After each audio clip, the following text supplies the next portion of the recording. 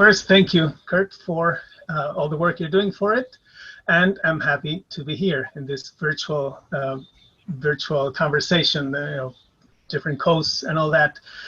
So what I do, I have been president of the board for 3 or 4 years, and I do what board presidents, I suppose, do in other places. It's the first time I do it, so you make sure that things run more or less the way you want them to run, and talk to everybody that is involved, and make sure that the money is where it's supposed to be, that we have it, that fundraising, all those things, that talk to funders, talk to everybody, and try to make sure that all the parts are working harmoniously, and that things can happen. As you know, we spent a lot of time. This year's situation has been totally unheard of. So we spent, of course, with you, but with the rest of the board, everywhere, we spent time figuring out what to do and how to do it. And that was, in this year in particular, has been a very busy year for the board and for me, because it's so unusual, such a strange world, and we're doing things in such a new way that we have to invent, as you are experiencing right now, as putting all this together in the final weeks before the conference. We have to invent all these things that we're doing, and that has been I think it's been a challenge, and has been very, very enriching, has been exhilarating, I think, at least from this end, to invent these things. Yeah. How did you tell us? I mean, what is your relationship with the conference? I mean, did it just come out of the blue, or I mean, right? No. There's a history. No. So yes, I am from Argentina, as you know, and I met Mario. I didn't. So I came to the U.S. in '98. And actually, Mario was one of the first people that I saw. I didn't meet him until much later, but he had this was a very, very nice story. He had a conversation at Connecticut College in the fall of '98 with Pierre Boulez and Andrew Griffiths. Andrew was the name, the critic from the time, Paul Griffiths. Yeah. So they had the three of them, and maybe there was, and it was a conversation in the auditorium in Connecticut College in New London, and we drove from New Haven with a bunch of friends, and that's where Mario was speaking. That's the first time, of course, I knew his name. So one thing perhaps the audience doesn't know, I studied in Buenos Aires at the only university that had a university degree, like a licenciatura, licentiate, the way the higher education works in Argentina, a 5-year course kind of between undergrad and master's in composition or in music. That was the only place to go. All this to say that the education that we got there ended in 1920 for music. That was a thing that happened a lot in Argentina. So history didn't go beyond the 20s or the 30s for a variety of reasons. In the years before that, so in the 80s and 70s and 80s, you didn't study history because what was happening at the time was really not something you wanted to find out why it was happening. So when I was in high school, I finished in '84, Argentinian history, it was during the last dictatorship. So there was no intention to take a look at anything that had happened recently. So history ended in the 40s or something like that. But then with music, I'm not sure if it was the same, or it was just that the dean of the school I went to was a very reactionary individual. Music ended with Bartok, so that was none of that. I was, of course, yes, because that's what he played. He was an excellent pianist and a good, how can I say, a good composer of really awful music, awful in the sense of very, very square reactionary music. Anyway, he was a pianist, but some music ended with Bartok, so that was all. So I studied there, and of course, no mention. There was no internet. There was, I'm sorry, I'm saying you can edit as you want, but there was one copy of the Grove Dictionary in Buenos Aires at the time. So in a library, in a city of 15 million people, there was one copy of the Groves. So that gives you an idea of how information did not circulate. Right. All that we knew, there were no libraries in the sense that you have here. One of my biggest surprises when I got to the US is go to a library and look for a book of whatever ridiculous thing I was looking for, 17th century theory of something for a class, and the librarians apologizing they didn't have it. It was like, what? Why is it? And then they would get it in a week or things like that. So it was a different world. So Mario, of course, I knew the name. I studied composition privately during all those years, and Mario came up sometimes. So we went to see Mario speak with Griffiths and Boulez. I can't remember what we were talking about, but one marvelous phrase that Mario said that has stayed with me in his amazing accent. He said that, referring to minimalism, which came up in conversation, he said that, this music is like rock and roll in tuxedo. He said, with that countryside accent in English that he also had in Spanish, that was so lovely. So, and that rock and roll in tuxedo stayed with us. It's the thing we say in my group of people, and at home, it's a musical style, rock and roll in tuxedo. So that was the first time I saw him. So it's 98, things happened, and then we moved to New York in 2003, and I started working at American Society, which is the job I have, in 2005. So I started in February. Later in the spring, I called him up for the first of a hours-long conversation on the phone, as we all have had with Mario. Yeah. So we spoke for a few hours, and then I went to visit, and that's when I met him, and that's when we became close. Yeah, so we would talk frequently. It was 2005, and then I did go to the conference in 2009 as a fellow. Then I joined the board. And then, I decided, the board, I decided to do this present for a while.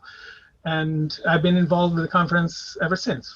I've been back every year for just, for a few days. Even before I was president, I was always visit, and I met some, there was always a group of Argentinian composers that happened to be there a couple of years. I went to visit, and that was a story. That's my story with the conference. What do you think are some of the things that you, as board president, really bring to the organization? I mean, you have sort of exceptional administrative and organizational skills. Are there any in particular that you feel particularly aware of, or feel that they match really well with the needs of the conference? Right. That's a good question. Well, I think that being, yes, so it is, as you said, I'm the president, but it is a very, very small organization. We have one partial full-time person, so the administrative side is really concentrated on just a few people. So that's the thing. And in my job at the American Society, my music department is only 2 people. So I think one thing that I feel that it is similar is that you have to follow through. You have things. If it's not you, nobody will do it. So that kind of, I think that responsibility that you have to have in an organization of the size of ours is, I think, is valuable. But I'm interested right now in, first of all, in making the conference go on, continue making it sustainable, as we all want to do it. But as we also have spoken, we want to make this world of this very, I wouldn't say this very refined thing that we make. Refined in the sense that there's a lot of work that goes into doing all the things that we do. But I think that care and that work that we put on things that each musician, a note is not a note, because we are in a space that people dedicate their lives to make a note something special.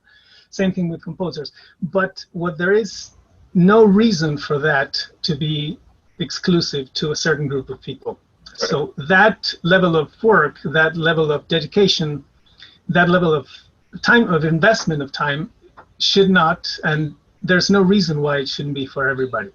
As much as we can, it's great to be in a position to think, okay, so how do we make it so that first more people that have the calling, because it is a calling to do this, as you know, as everybody knows, because it's a lot of work. So as many people that want to do it, and as many people as want to enjoy it, can. So I think, and that's one thing that happened as we were talking about doing it virtual this summer. We will have extended reach. We will many more people will see it, and I think that is valuable, because there's nothing inherently exclusive in what we do. It's just there's a group of people that like it. Not everybody will like it, but there's no reason why this shouldn't be driven by anything but desire and love for the thing. I was wondering if there's anything in particular that you feel moving forward in the well, two things. Is there any particular memory you have of the conference that really stands out as being emblematic, or, you know, like that is like specifically a composer conference type right. or experience? Yeah, so I went in 2009. I was already old. I was 20 years older than the people that were there already, because I did everything. It took me some time. So I hadn't been in one of those gatherings in 30 years since I did it when I was the participants age in the 80s, right? So I went to a couple of these things in the 80s, and then I didn't go, and then I went back in 2009 to 30, whatever, 30 years, 20 years later. So I think that there's two things. So one thing that happens in I don't know if any of these types of events is that thing of spending a bunch of hours with a group of people talking about these things, talking about music and aesthetics. I think it does something to your brain and to your spirit that is very nice. I'm not an academic, so I don't do this on a regular basis, right? So and perhaps it can get tiring, talking, but there is a space in which it's very, very rewarding to be able to be there for a long time, for a couple hours, 3-4 hours, and talk about these things, because they are important to us. Mm-hmm. And that, I think, is very vital. So that, and the way in which, so when I did it, Mario was still very much a participant. So the spirit, and he set the tone for whoever I had two guest composers, but he was there all the time, as you will be. So a tone of being in this, because we all love this at the same time and together, and that, I think, is very, very valuable, because Mario had his ideas. He had his he was a composer, he was a man of the last century, perhaps. He had a very established aesthetic ideas, but he had a very open mind. Well, so what do you imagine the conference looking like in 5 years? 5 years. So one thing that I think we need to have is, and also because what we're learning during this high-tech times, we need to, I hope we will have a more more technological capacity. Mm-hmm. I am personally a Neanderthal on that. I really have no affinity. I tried. I'm 52. I never could. It's fine, but people love it, and so that's the thing. And composers really want to use it. So that's one area in which I think we will improve and we will grow. We have been a very traditional sinfonietta kind of organization. I think that expanding those horizons will be good for us and for our audience and for our participants, for everybody. So that, and as one thing that we have also discussed previously in this in other meetings with you, and have some other instruments, so a little bit of that, of increasing our or broadening our palette of things, mm-hmm. of sounds and technologies. We have always had a good commitment to the voice, which I think is very nice. We always have a singer in the, and that just I just thought of it right now. I hadn't thought of 5 years because we are one thing after the other. But Yeah, we don't take that part of it. but some sort of, some sort of stage would be nice. Some sort of, I don't know if call it opera or something. That would be an interesting. Also because there are people. Perhaps we can.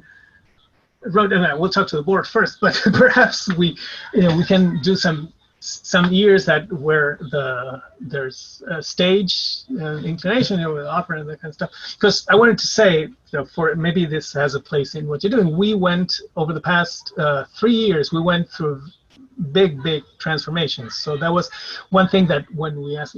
So when we were talking about what being board president for me means, it has meant that trying to steer this organization through the kinds of transitions that kill organizations sometimes. So that has been, we lost in a way. We moved from our home of 40 years to a new place, to Brandeis, which was wonderful, but we had to do it. It was a long process. Our founder and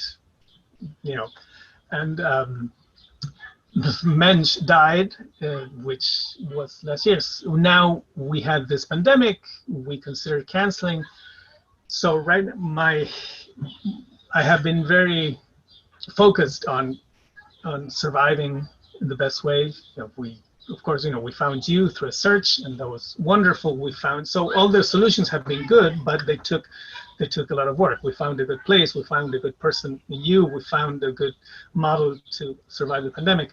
So that has been my focus. So knowing where the ball is, so keeping the eye on the ball has been also my MO during these years. Right.